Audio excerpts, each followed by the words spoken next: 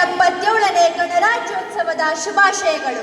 ನನ್ನ ಹೆಸರು ಶ್ರೇಯಾ ಡಿಎಸ್. ನಾನು 9ನೆಯ ತರಗತಿಯ ಸ್ಟೇಟ್ ವಿಭಾಗದಲ್ಲಿ ವ್ಯಾಸಂಗ ಮಾಡುತ್ತಿದ್ದೇನೆ.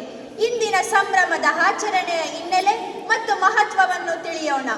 ಒಬ್ಬನೇ ಎಂದು ಹೋರಾಟ ಮಾಡಲು ಹಿಂಜರಿಯಬೇಡ, ಏಕೆಂದರೆ ಸಾವಿರಾರು ಜನರ ವಿರುದ್ಧ ಹೋರಾಡಿ ಗೆದ್ದರು ಅಥವಾ ಸೋತರು ಇತಿಹಾಸ ಸೇರುವುದು ಒಬ್ಬನ ಹೆಸರು ಎಂಬ ಅಂಬೇಡ್ಕರ್ ಅವರ ಸ್ಫೂರ್ತಿದಾಯಕ ಸಾಲುಗಳನ್ನು ಸ್ಮರಿಸುತ್ತಾ ವೇದಿಕೆಯ ಮೇಲೆ ಆಸೀನರಾಗಿರುವ ಎಲ್ಲ ಧ್ರುವ ತಾರೆಗಳಿಗೂ ನಮಿಸುತ್ತಾ ಎಲ್ಲರಿಗೂ 77ನೇ ಗಣರಾಜ್ಯೋತ್ಸವದ ಶುಭಾಶಯಗಳನ್ನು ತಿಳಿಸುತ್ತೇನೆ.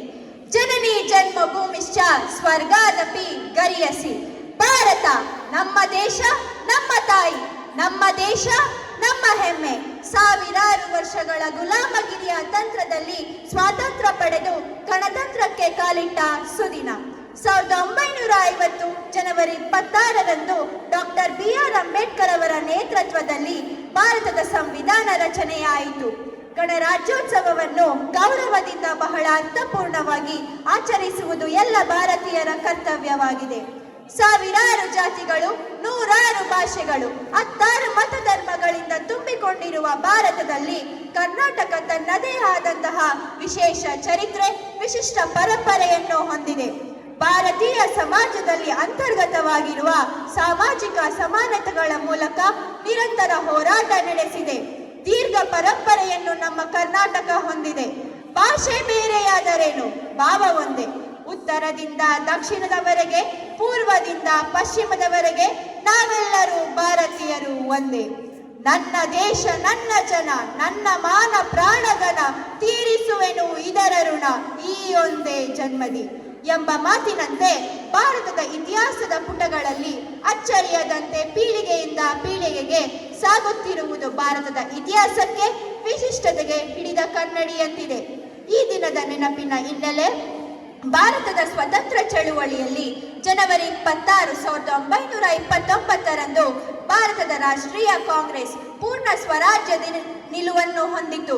ಲಾಹೋರ್ನಲ್ಲಿ ನಡೆದ ಕಾಂಗ್ರೆಸ್ ಅಧಿವೇಶನದಲ್ಲಿ ಈ ನಿರ್ಧಾರವನ್ನು ತೆಗೆದುಕೊಂಡು ಪೂರ್ಣ ಸ್ವರಾಜ್ಯ ದಿನವೆಂದು ಘೋಷಿಸಲಾಯಿತು. ಇದೇ ಕಾರಣಕ್ಕಾಗಿ ಸ್ವಾತಂತ್ರ್ಯದ ನಂತರ ನಮ್ಮ ಭಾರತದ ಸಂವಿಧಾನವನ್ನು ಜಾರಿಗೆ ತರಲಾಯಿತು. ಸ್ನೇಹಿತರೆ, ಪೂರ್ಣ ಸ್ವರಾಜ್ಯದ ಈ ದಿನದಂದು ನಾವೊಂದು ಪ್ರತಿಜ್ಞೆ ಮಾಡೋಣ. ತಾಯ್ನಾಡಿಗೋಸ್ಕರ ದುಡಿದು ಋಣ ತೀರಿಸುವವನೇ ನಿಜವಾದ ಭಾರತೀಯ. ಹಾಗಾಗಿ ಕ್ರೀಡೆ, ಸಾಹಿತ್ಯ, ಶಿಕ್ಷಣ, ವಿಜ್ಞಾನ, ಗಣಿತ ಮುಂತಾದ ಕ್ಷೇತ್ರಗಳಲ್ಲಿ ಭಾರತದ ವಿಜಯ ಪತಾಕೆಯನ್ನು ಹಾರಿಸೋಣ. ಭಾರತದ ವಿಶ್ವಪಥದಲ್ಲಿ ಭಾರತದ ಹೆಸರು ಅಚ್ಚಳಿಯದಂತೆ ನುಡಿಯೋಣ. ಬ್ರಿಟಿಷರ ಪಾರತಂತ್ರದ ಸೆಲೆಯಲ್ಲಿ ಸಿಲುಕಿ ನಲುಗಿದ ಭಾರತವನ್ನು ಸಹಸ್ರಾರು ಸ್ವತಂತ್ರ ಹೋರಾಟಗಾರರ ನಿಸ್ವಾರ್ಥ ತ್ಯಾಗದ ಪ್ರಾಣ ಬಲಿದಾನದ ಫಲವೇ ಇಂದಿನ ಸ್ವಾತಂತ್ರ್ಯ. ಇವರ ಬಲಿದಾನ, ತ್ಯಾಗ, ಹಾಕಿಕೊಟ್ಟ ಭದ್ರ ಬುನಾದಿ ಯಾವುದೂ ನಿರರ್ಥಕವಾಗದಿರಲಿ ಎಂದು ಆಶಿಸುತ್ತಾ ಇಂದಿನ ಮಕ್ಕಳೇ ಮುಂದಿನ ಪ್ರಜೆಗಳು ಎಂಬಂತೆ ಮುಂದಿನ ಪೀಳಿಗೆಗೆ ಭಾರತಾಂಬೆಯ ಕನಸನ್ನು ರವಾನಿಸೋಣ ಎಂದು ಹೆಮ್ಮೆಯಿಂದ ತಿಳಿಸುತ್ತಾ ನನ್ನ ಮಾತುಗಳನ್ನು ಮುಗಿಸುತ್ತೇನೆ. ಆದರೆ ನನ್ನ ವಿಚಾರಧಾರೆಗಳಿಗಲ್ಲ.